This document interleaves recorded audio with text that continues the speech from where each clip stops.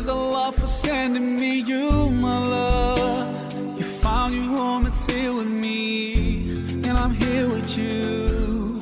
Now let me let you know, you've opened my heart. I was always thinking that love was wrong, but everything was changed when you came along.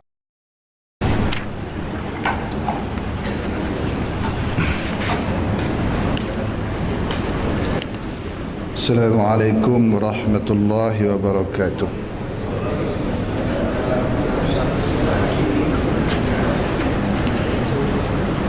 Innal hamdalillah nahmaduhu wa nasta'inuhu wa nastaghfiruh wa na'udzu billahi min shururi anfusina wa min sayyiati a'malina. May yahdihillahu fala mudilla lahu ومن يضلل فلا هادي له. أشهد أن لا إله إلا الله وحده لا شريك له وأشهد أن محمدا عبده ورسوله صلى الله عليه وسلم. رب اشرح لي صدري ويسر لي أمري واحلل عقدة من لساني يفقه قولي. سبحانك لا علم لنا إلا ما علمتنا إنك أنت العليم الحكيم ولا حول ولا قوة إلا بالله العلي العظيم. Tuan-tuan dan puan-puan muslimin muslimat yang dirahmati Allah, kita mengucapkan puji syukur kehadirat Allah Subhanahu wa taala serta selawat dan salam kepada junjungan Nabi Muhammad sallallahu alaihi wasallam. Allahumma salli ala. Ke surah 368 bawah. Ibnu Abbas radhiyallahu anhu berkata, pertama yang tertulis dalam Lauhul Mahfuz itu ialah ana Allahu la ilaha illa ana wa Muhammad rasuli man istaslama liqada'i wa sabara bala'i wa syakara na'ma'i katabtuhu siddiqa وبعثته يوم القيامة مع الصديقين ومن لم يستسلم لقضائي ولم يصبر على بلائي ولم يشكر نعمائي فليتخذ إليها سواعي. Maknanya, akulah Allah yang tidak ada Tuhan kecuali aku, dan Muhammad utusanku. Siapa yang menyerah kepada putusanku dan sabar atas ujianku dan mensyukuri nikmatku, aku catat ia seorang siddiq, dan aku bangkitkan pada hari kiamat bersama siddiqin. Dan siapa yang tidak menerima putusanku dan tidak sabar bala ujianku dan tidak mensyukuri nikmatku, maka hendaknya dia mencari Tuhan selain aku. Satu kenyataan yang begitu keras daripada Allah Subhanahu wa taala berkaitan tentang orang-orang, sama ada orang-orang yang menerima keputusan yang telah ditetapkan oleh Allah Subhanahu wa taala serta bersabar atas cubaan ujian yang Allah Subhanahu wa taala datangkan kepadanya. Di muslimin muslimat yang dirahmati Allah, sebagai orang yang beriman, jadi kita mestilah menyerah kepada keputusan Allah Subhanahu wa taala dan ketetapannya dalam kehidupan kita. Sebab kita manusia ini sebagai hamba-Nya, kalau diibaratkan pepatah Melayunya, kita ni mentimun, Allah ni kalau diibaratkan dia bagaikan durian. Kalau boleh diibaratkan begitu dah kan. Jadi maka dari itu apabila durian ni terkena mentimun, tuan-tuan, dia mesti mentimun ni apabila terkena durian, dia mesti cedera punya. Jadi kita manusia sebagai hamba Allah, mau tak mau kita mesti menerima apa yang telah diputuskan oleh Allah kepada kita, kan? Dan sabar atas ujianku, maka serta bersyukur. Allah kata, aku catat dia sebagai seorang siddiqin dan dibangkitkan di akhirat nanti bersama dengan orang-orang siddiqin, bersama dengan orang yang benar. Maknanya orang yang bersyukur atas nikmat Allah, menerima keputusan Allah ni, Allah akan himpunkan bersama dengan Abu Bakar As-Siddiq nanti.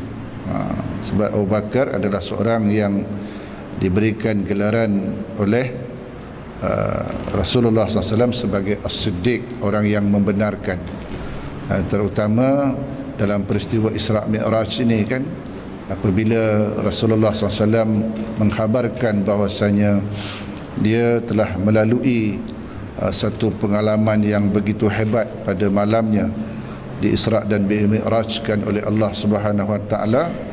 Ketika itu ada beberapa kelompok, tuan-tuan, manusia yang menghadapi peristiwa ini. Ada di antaranya yang menentang sekeras-kerasnya, ini suatu perkara yang tak masuk akal. Memang tak masuk akal, sebab Isra' dan Mi'raj ni dia bukan makanan akal, dia adalah makanan iman, kan? Mesti kita sami'na wa ata'na. Namun yang kedua, orang yang seperti Abu Bakar ni, tuan-tuan yang dirahmati Allah, kalau Muhammad yang berkata, lebih daripada itu aku percaya, kata Abu Bakar. Inilah dia bergelar As-Siddiq, orang yang membenarkan peristiwa tersebut. Dan ada juga kelompok yang ketiga, tuan-tuan, dikatakan kelompok yang atas pagar ni, tuan-tuan. Yang atas pagar ni maknanya kalau kata tak percaya, dia percaya, sebab Rasulullah SAW dikatakan boleh menggambarkan tiang-tiang yang ada di Masjidil Aqsa, digambarkan oleh Allah SWT apabila ditanyakan begitu, kan? Namun apabila nak diakali, dia tak masuk akal. Dalam masa satu malam pergi daripada Masjidil Haram ke Masjidil Aqsa dan terus ke Sidratul Muntaha, tak masuk akal, kan? Ni golongan yang ragu-ragu, orang yang atas pagar, tuan-tuan, kan? Di dalam kehidupan seharian kita hari ini pun kita menemui dengan tiga kelompok ni. Yakni kelompok yang pertama yang sami'na wa ata'na terhadap apa yang diperintahkan oleh Allah Subhanahu Wa Taala, kan? Mereka akur atas yang diturunkan oleh Allah Subhanahu Wa Taala kepadanya. Dan kelompok yang kedua adalah kelompok yang sami'na wa asaina, dengar dan mereka menentang. Mereka dengar dan mereka menentang apa yang diturunkan oleh Allah, terutama hukum-hukum Allah, hudud terutamanya, kan? Mereka nak membakul sampahkan hudud dan menggantikan dengan hukum ciptaan manusia sendiri. Padahal sebagaimana yang kita ketahui bahwasanya hukum Allah Subhanahu Wa Taala itu mesti dilaksanakan kalau seandainya kita menginginkan keamanan dan kedamaian dalam kehidupan kita ini. Sebab Allah Subhanahu Wa Taala menurunkan hukumnya, tuan-tuan, dia sesuai dengan keperluan manusia. Kita ni dia yang ciptakan, tentulah hukum yang diturunkan itu sesuai dengan keperluan kita manusia. Manusia ini sebagaimana yang kita maklum, kita ni bersifat lemah. Tentulah hukum yang dikeluarkan oleh manusia itu mempunyai kelemahan di sana sini. Allah Subhanahu Wa Taala dia maha gagah, maha kuat dan maha segala-galanya. Tentulah hukum yang bersumber daripadanya gagah, kuat, dan sesuai dengan keperluan manusia itu sendiri. Dia, tuan-tuan yang dirahmati Allah, maka dikatakan orang-orang yang menyerah kepada keputusan Allah, sabar atas ujian Allah dan serta mensyukuri nikmat Allah Subhanahu Wa Taala. Maka Allah mengatakan akan catat dia sebagai seorang siddiq dan akan dibangkitkan pada hari kiamat bersama-sama siddiqin. Padahal sebagaimana yang kita maklum, Abu Bakar apabila nak mendapatkan gelaran as-siddiq ni, tuan-tuan, kalau kita lihat perjalanan hidupnya, perjalanan hidup Abu Bakar as-Siddiq ni, tuan-tuan, semua kalau di segi aspek kehidupannya, Abu Bakar ni semua cemerlang, tuan-tuan, semua cemerlang. Sehingga disebutkan dalam satu riwayat, apabila Rasulullah sallallahu alaihi wasallam bersama dengan sahabat pada satu pagi, Rasulullah bertanya, siapa di antara kamu pagi ini yang berpuasa? Semua sahabat senyap. Abu Bakar angkat tangan, ya Rasulullah, ana ini saim, saya puasa. Kemudian Rasulullah tanya lagi, siapa di antara kamu yang pagi ini telah menziarahi orang sakit? Pagi ni selepas subuh ni, tuan-tuan, Rasulullah bertanya begitu. Semua sahabat senyap. Ana ya Rasulullah, tadi ada seorang sahabat anda sakit, saya telah menziarahi. Rasulullah tanya lagi, siapa di antara kamu pada pagi ini yang memberi fakir makan fakir miskin? Semua sahabat senyap. Abu Bakar lagi angkat tangan. Ana ya Rasulullah, tadi ada sedikit makanan saya sudah berikan kepada fakir miskin. Rasulullah tanya lagi, siapa di antara kamu pada pagi ini yang telah menghantarkan jenazah ke tanah perkuburan? Ini selepas subuh Rasulullah tanya, tuan-tuan. Semua sahabat senyap. Abu Bakar lagi angkat tangan. Ana ya Rasulullah, ada sahabat ana meninggal dunia, ana ada hantar dia ke tanah perkuburan. Sehingga Rasulullah berkata, tidak berhimpun satu hari beberapa perbuatan tadi dalam satu diri, melainkan dia adalah ahli jannah, melainkan dia adalah ahli syurga. Artinya, tuan-tuan, Abu Bakar untuk nak sampai tahap as-siddiq ini, tuan-tuan, bukan calang-calang dia punya amalannya, sedekahnya. Apabila ditanyakan, dia kata, apa yang tinggal? Yang tinggal hanya Allah dan Rasul. Kita kedekut, tuan-tuan. Macam mana kita nak mencapai tahap as-siddiq tu? Namun demikian, di dalam Ibnu Abbas mengatakan di sini, maknanya orang yang mensyukuri nikmat Allah, yang menerima keputusan Allah, dan sabar atas ujian Allah akan dihimpunkan bersama dengan siddiqin. Kemudian, dan siapa yang tidak menerima keputusanku, maknanya apa saja yang telah Allah putuskan kepadanya, dia tak terima, kan? Dia komplain, dia keluh kesah, dia gelisah dan tak sabar atas bala ujianku. Tak sabar artinya setiap yang Allah timpakan kepadanya, kan, ujian, dia tidak sabar dan tidak mensyukuri nikmatku, maka hendaknya, kata Ibnu Abbas, dia mencari Tuhan selainku, kata Allah Subhanahu Wa Taala. Maknanya cari Tuhan selain Allah. Saya lupa ungkapan siapa, tuan-tuan ulama mengatakan, ya, kita makan rezeki yang Allah bagi, kan? Kemudian tidak bersyukur kepadanya, kan? Kita menghirup udara yang dianugerahkan oleh Allah, kita juga tidak bersyukur kepadanya. Kita duduk di bumi Allah, kita tidak mau melaksanakan hukumnya, maka keluar, cari bumi selain daripada bumi ini, cari bumi selain daripada bumi yang aku sediakan ini, kata Allah. Cari udara selain daripada udara yang aku anugerahkan ini, dan cari rezeki selain daripada yang aku anugerahkan ini, dan kamu keluar daripada bumi ini dan carilah Tuhan selain aku. Itu barang siapa yang tidak mau melaksanakan apa yang diturunkan oleh Allah dan tidak patuh tunduk atas segala titah perintah Allah Subhanahu Wa Taala. Kemudian Abdullah bin Al-Mubarak berkata, musibah itu hanya satu bala, tetapi jika orang yang mengeluh, maka dia menjadi dua bala. Musibah tu hanya satu bala, tapi kalau orang tu mengeluh, keluh kesah, gelisah dan tidak menerima atas musibah tersebut, dia akan menjadi dua bala, kan? Yang satu bala musibah, dan yang kedua hilangnya pahala musibah tersebut. Jadi apabila orang yang ditimpa musibah ini, tuan-tuan tidak menerima apa yang telah ditentukan oleh Allah Subhanahu Wa Taala kepadanya, kan, dia menjadi dua balak, kan. Balak yang pertama, musibah tersebut. Balak yang kedua, hilangnya pahala daripada musibah itu. Jadi tuan-tuan yang dirahmati Allah, itu makanya Rabi'atul Adawiyah, seorang wanita sufi, tuan-tuan, dia berkata, kalau seandainya aku tidak sakit, Allah benci kepada aku. Kan? Kalau seandainya aku tidak sakit, kata Rabi'atul Adawiyah, Allah benci kepada aku. Jadi dia menganggap bahawasanya ujian, musibah, sakit yang Allah anugerahkan kepadanya menunjukkan Allah sayang kepadanya. Jadi kalau tak datang sakit, Allah tak datangkan penyakit, dia kata Allah benci kepadanya. Allahu Akbar. Bilalah agaknya kita boleh sampai ke tahap ini, tuan-tuan, kan?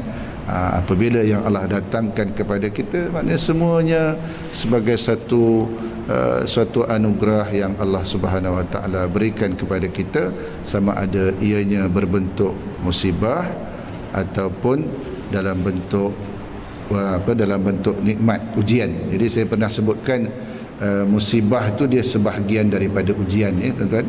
Dan musibah adalah sebahagian daripada ujian, sebab ujian ni ada yang berbentuk nikmat, berbentuk yang kita senangi. Sebagaimana kita dapat durian runtuh, itu ujian, tuan-tuan. Dapat rezeki yang banyak, dapat harta yang banyak, itu merupakan ujian. Padahal itu kita kata adalah satu kebaikan, tuan-tuan. Tapi ramai manusia yang kecundang disebabkan ujian harta, ujian pangkat kedudukan, dan ujian yang dia kata menyenangkan di dalam hidupnya itu. Jadi tuan-tuan yang dirahmati Allah, jadi mudah-mudahan saya dan kita semua dibimbing, dipimpin oleh Allah untuk menerima apa saja yang Allah tentukan kepada kita dengan berlapang dada. Sikit lagi, tuan. Ali bin Abi Talib berkata, Rasulullah sallallahu alaihi wasallam bersabda, "Man asabathu musibatun falyazkur musibatahu bi fa innaha min a'zamil masaib." Maknanya sesiapa yang berasa tertimpa musibah, maka hendaklah dia mengingati musibah, kehilangan aku, sebab itu termasuk musibah yang terbesar. Siapa yang berasa ditimpa musibah, maka hendaklah dia mengingati musibah kehilangan aku, kata Rasulullah SAW, sebab itu termasuk musibah yang paling besar. Mana siapa yang ditimpa musibah, ingat musibah kehilangan aku, maknanya kematian Rasulullah SAW. Sebab apabila kematian aku itu, dia adalah satu musibah yang paling besar. Jadi kematian Nabi SAW itu yang Umar bin Khattab mengamuk, tuan-tuan. Mengamuk, siapa yang mengatakan Muhammad telah mati, aku akan pancung lehernya, kata Umar. Namun akhirnya Abu Bakar As-Siddiq datang bagi meredakan suasana yang tegang itu, dengan membacakan firman Allah Subhanahu Wa Taala, barang siapa yang menyembah Muhammad, Muhammad telah mati. Barang siapa yang menyembah Allah, Allah kekal, Allah senantiasa tidak mati dan senantiasa kekal selama-lamanya. Ataupun tuan-tuan, musibah kehilangan aku ni, kata Rasulullah SAW, musibah yang paling besar apabila sunnah ini tidak ditegakkan. Sunnah baginda Rasulullah SAW diabaikan. Sunnah baginda Rasulullah SAW tidak diamalkan. Apatah lagi kalau seandainya sunnah Nabi itu dihina, dihina oleh umat Islam itu sendiri, tuan-tuan. Jadi orang yang menghina sunnah Nabi ni, tuan-tuan, na'udzubillah, itu dia menganggap mereka adalah orang yang sombong, orang yang angkuh. Sebab sombong ni terbagi tiga. Yang pertama, sombong kepada Allah. Sombong kepada Allah memberi makna dia tidak mau menerima ketentuan Allah Subhanahu wa taala. So solat tak mau solat, so puasa tak mau puasa, kan, suruh melaksanakan hukumnya tak mau, atau sombong dengan Allah Subhanahu wa taala, kan. Dan sombong yang kedua adalah tidak mau melaksanakan ataupun menerima sunnah Nabi sallallahu alaihi wasallam. Walaupun sunnah-sunnah yang kecil-kecil tuan-tuan, kita tidak boleh sama sekali menghinanya sunnah Nabi sallallahu alaihi wasallam ini. Walaupun hanya sekedar sunnah yang kecil, sebagai contoh sunnah menggunakan sugi untuk membersihkan gigi, itu adalah sunnah Nabi sallallahu alaihi wasallam. Sebab disebutkan dalam riwayat bahwasanya Rasulullah sallallahu alaihi wasallam ketika nak menghembuskan nafas yang terakhir, tuan-tuan, dia minta Abdul Rahman bin Abu Bakar, adik kepada Sayyidatina Aisyah, untuk mendapatkan kayu sugi.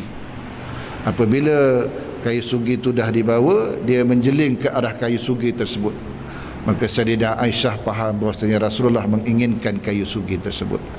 Lantas Sayyidatina Aisyah pun membersihkan kayu sugi tersebut, kemudian menggigit ujung kayu sugi itu bagi melunakkannya dan serahkan kepada Rasulullah. Rasulullah menyugi giginya, sehingga Sayyidatina Aisyah berkata, Sayyidatina Aisyah berkata, saat-saat akhir kehidupan Nabi sallallahu alaihi wasallam, air ludahku bercampur dengan air ludahnya, kata Sayyidatina Aisyah, sebab dia yang melunakkan ujung kayu sugi itu untuk digunakan Rasulullah bagi menggosok giginya. Dan barang siapa yang menghinanya, tuan-tuan, bersugi ni disebutkan dalam satu riwayat, tuan-tuan, seorang lelaki yang bernama Abu Salamah. Ni bukan Abu Salamah yang yang isterinya Ummu Salamah, yang kemudian Ummu Salamah tu berkahwin dengan Nabi sallallahu alaihi wasallam, tuan-tuan. Ada seorang nama Abu Salamah yang tinggal di Busra. Disebutkan dalam riwayat tersebut, seorang ustaz ulama mengatakan tentang kelebihan menggunakan kayu sugi dan kelebihan bersugi. Kemudian diambil sebatang kayu sugi ni bagi nak hina sunnah Nabi. Diambil sebatang kayu sugi tu, dia berkata, kayu sugi ni, dia kata, hanya layak digunakan untuk ini. Digosok kayu sugi tu di buntut dia, tuan-tuan, di punggung dia. Riwayat mengatakan tidak berapa lama selepas itu Abu Salamah menderita penyakit perut yang amat dahsyat, sakit perut. Kemudian kenapa sakit perut dikatakan, dan pada masa yang sama dia punya dubur tu, tuan-tuan, rosak, dia menanah dan sebagainya. Tak berapa lama kemudian Abu Salamah melahirkan seekor binatang. Keluar daripada perut dia seekor binatang. Binatang tersebut pelik. Mulutnya seperti mulut ikan, rupanya macam rabbit, macam arnab, dan ekornya macam ekor tikus. Apabila binatang tu keluar daripada perut Abu Salamah, maka anak perempuannya diriwayatkan dia mengetuk, memukul binatang tersebut dan mati. Maka orang kampungnya melihat binatang tersebut semasa hidupnya dan semasa matinya. Maka sebelum menghembuskan nafas yang terakhir, 2-3 hari selepas tu, setelah binatang tu keluar daripada perutnya, Abu Salamah meninggal dunia. Sebelum dia meninggal dunia, dia berkata, binatang tu telah makan semua isi perut aku, dia kata. Binatang tu dah makan semua isi perut aku. Inilah akibat orang yang menghina sunnah Nabi sallallahu alaihi wasallam. Ini sunnah yang yang guna kayu sugi ni sunnah kecil lah, tuan-tuan, apatah lagi sunnah besar, kan, menghina hukum Allah Subhanahu wa taala. Orang curi potong tangan boleh buat sup. Ini satu penghinaan yang dahsyat, kan, terhadap hukum Allah Subhanahu wa taala dan sunnah baginda Rasulullah sallallahu alaihi wasallam. Dan sombong yang ketiga tadi, sombong kepada sesama manusia dah. Sombong sesama manusia ni disebutkan dalam hadis, Rasulullah menyebutkan sombong ni maknanya kibrul haq wa ghamtun nas. Sombong ni adalah menolak kebenaran dan menghina manusia. Punca sombong tu yang pertama kerana pangkat kedudukan. Sebab kerana pangkat besar, pangkat tinggi, dia jadi sombong. Yang kedua, kerana harta kekayaan. Sebab harta banyak, dia jadi sombong. Yang ketiga, kerana pandai dan kecerdikan, kerana dia pintar, dia anggap orang lain semua bodoh, dia seorang pandai. Yang keempat, kerana kecantikan, orang perempuan je rasa cantik dah, orang lelaki dia rasa handsome. Yang kelima, kerana faktor keturunan, dia adalah seorang bangsawan. Kebangsawanan, maknanya bangsawan ni dia rasa hebat, tuan-tuan, dia rasa keturunan dia, orang lain semua darah merah, dia darah biru, tuan-tuan. Dia benar-benar menggambarkan dia bangga dengan kebangsawanan. Ada hukama mengatakan sesuatu yang dipandang buruk, sesuatu lagi dipandang lebih buruk. Apa dia? Orang yang berpangkat, yang berkedudukan sombong buruk, tapi orang yang tak berpangkat sombong, dia lebih buruk. Kalau di pejabat kita, tuan-tuan, kita bekerja, bos kita sombong buruk, tapi kalau office boy sombong, dia lagi buruk. Begitu juga lah orang kaya, orang berharta sombong buruk, orang miskin sombong, dia lebih buruk. Ini yang Rasulullah kata, ada dua jenis manusia yang tidak dipandang oleh Allah pada hari kiamat nanti. Yang pertama adalah orang miskin yang sombong. Yang kedua, orang tua yang berzina. Ini tidak dipandang oleh Allah pada hari kiamat. Orang miskin yang sombong dan orang tua yang berzina, kata Rasulullah sallallahu alaihi wasallam. Dan begitulah seterusnya, tuan-tuan, ya. Okey, saya rasa itu saja sebagai renungan pada pagi ini.